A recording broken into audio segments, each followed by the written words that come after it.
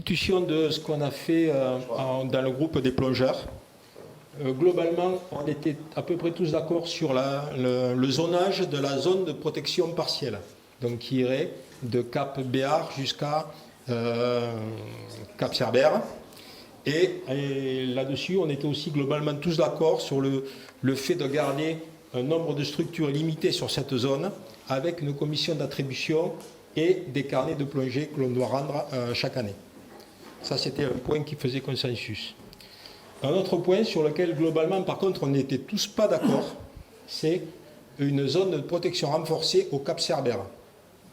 Ça pose un gros problème pour plusieurs structures de plongée, et je suppose pour d'autres utilisateurs. Ça limiterait fortement la capacité de travailler de plusieurs structures de plongée.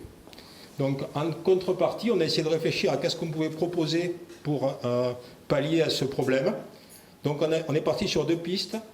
Une, ça serait de redimensionner la zone de Ouestreuil, qui celle-là ne pose pas de problème comme zone de protection renforcée, ou de s'arranger pour que la zone de protection renforcée de Cerbère puisse permettre au club de plongée d'effectuer les plongées sur les zones existantes, sur les plongées existantes. Donc il y en a plusieurs, il y a le Sec Joël, il y a des plongées au bout du Cap, enfin voilà. À voir aussi avec les clubs qui fonctionnent là-bas. Ça, c'était un point très très important. Ensuite, on a parlé de la limitation de plongeurs par bouée. Donc là, on n'était pas tous d'accord, mais globalement, une grosse partie, on a dit que c'était un problème de limiter le nombre de plongeurs par bouée.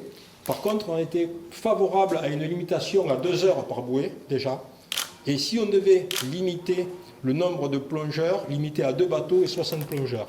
Ce qui permet, pour l'instant, les bouées du parc sont correctement dimensionnées pour que tous les bateaux puissent plonger derrière la zone lorsqu'il le faut. Voilà, on permettrait de garder cette dimension existante. Ensuite, qu'est-ce que vous voyez vous? Les engrais à propulsion. Les engrais à propulsion, il faut en parler, il ne faut pas les interdire comme ça, il faut en parler parce que ça peut être possible de les autoriser sous certaines conditions, avec des contraintes bien entendu. De quoi a-t-on parlé encore?